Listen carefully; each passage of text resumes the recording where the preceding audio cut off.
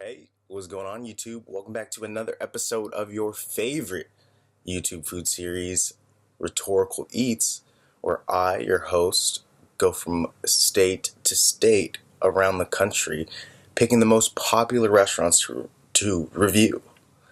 I tell you a little bit about their background, my first time experience going to that restaurant, what I liked, what I didn't like, what I saw, and who I saw. And what makes this show so special is I'm going to talk about the use of rhetoric in the business of the restaurant. What sort of rhetorical strategies did the waiters and waitresses use to maybe make you come again or not come again?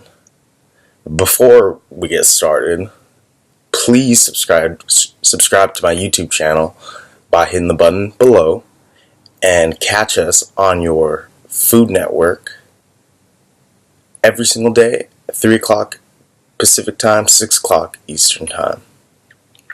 And on this week's episode, we will be reviewing a very popular Los Angeles, California food chain restaurant.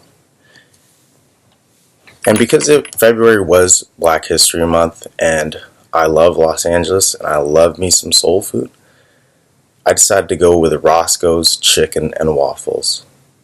There are only 7 Roscoe's locations in the entire world, all in Los Angeles. One in West LA, downtown LA, Inglewood, Hollywood, Long Beach, Pasadena, and Anaheim, all LA County cities, really. I decided to visit the original location in Hollywood. If you also want to check this place out, it's on 1514 North Gower Street, Los Angeles, California. Roscoe's Chicken and Waffles was founded by an African-American man named Herb Hudson in 1975. Herb Hudson had friends in Motown and on television that would spread the word about the restaurant to other celebrities. Celebrities like Natalie Cole and Red Fox would tell their audience to dine at Roscoe's. And this is how the restaurant became so popular, because it became associated with stars and celebrities. And to give you a little history lesson behind the term soul food, the term soul is associated with Black American culture. And when I say soul food, I'm referring to food of the rural South, like states like Georgia, Alabama, Mississippi. These states were formerly known as cotton states because of the plantations and slavery in those states. And when these African American slaves made the Great Migration out west, they brought their southern food culture with them, which would eventually become known as soul food. I'll discuss more about soul food at the restaurant. Okay, so now it's time to go to the restaurant. I pulled up on a Saturday. It was pretty packed. The first thing I noticed was a very large Roscoe's Chicken and Waffle sign in front that everyone was taking a picture in front of. So the first thing I thought was, okay, this place seems pretty popular, pretty poppin'. There were benches inside and outside for people to sit while waiting. So I sat inside. Like I said, the restaurant was packed, so my wait was about an hour. And while I was sitting there and waiting inside, I began to analyze the setting of the restaurant. There's a section where you can buy merchandise like shirts, posters, coffee mugs. The restaurant wasn't too big, it wasn't too small. The setting of Roscoe's was very casual, nothing fancy or upper echelon. The tables and chairs were a little old. There were no booths or tablecloths or anything like that.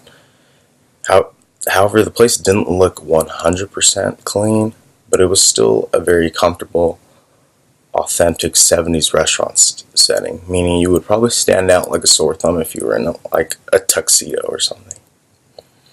And the first sign of rhetoric that I noticed in the restaurant was when I looked around and saw what they had on the walls.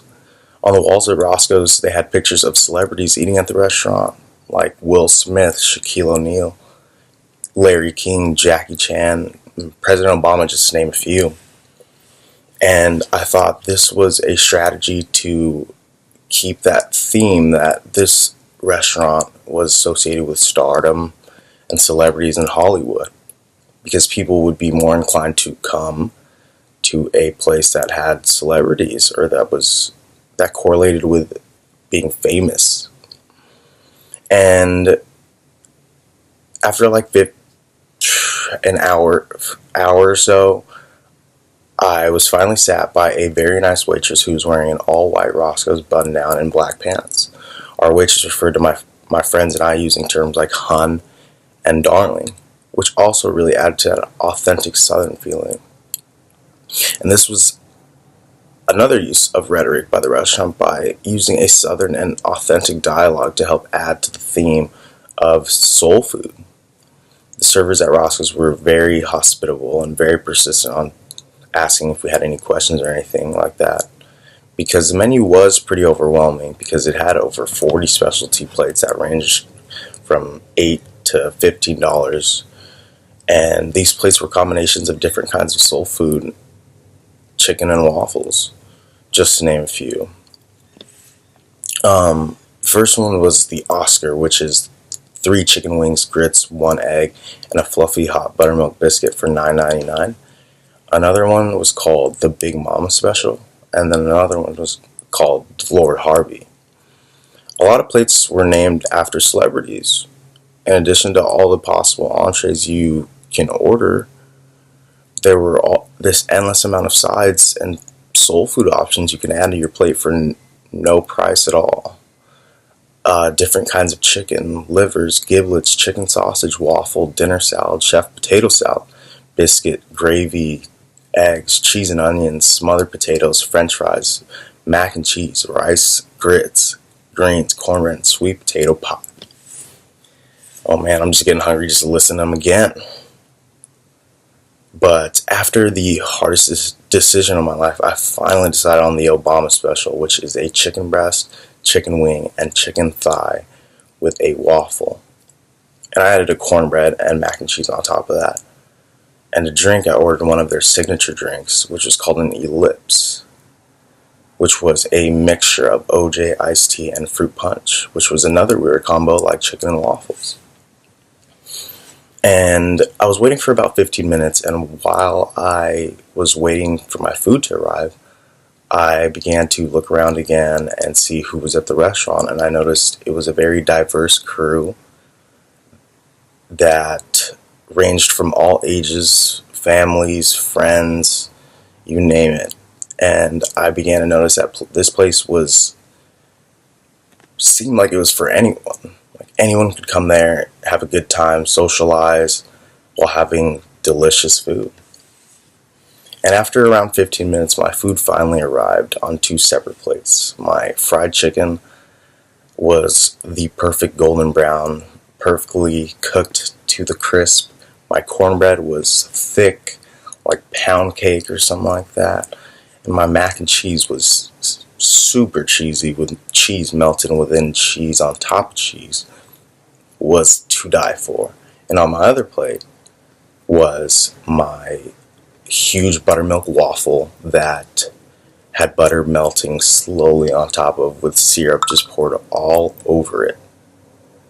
And when I was skeptical at first, I'm not gonna lie, about trying chicken and waffles for the first time. So after I took that bite, was an immediate, I almost went into cardiac arrest about how delicious it was. The meat slid right off the bone, the waffle was fluffy and delicious, and I can't really explain this unique taste, but it was like sweet yet juicy chicken, you know?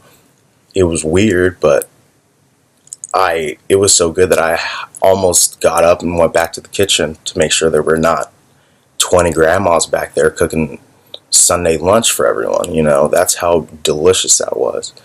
And after that, I began to realize that this place was awesome.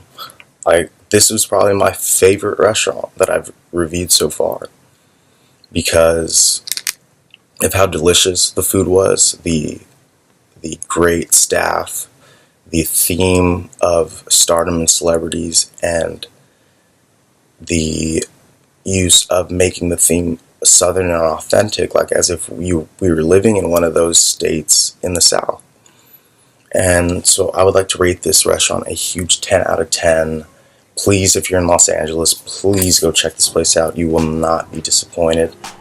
But before I let you get out of here, it's time to crown our Yelp winner of the day, where I head to Yelp and read a review that I think was the best one ever.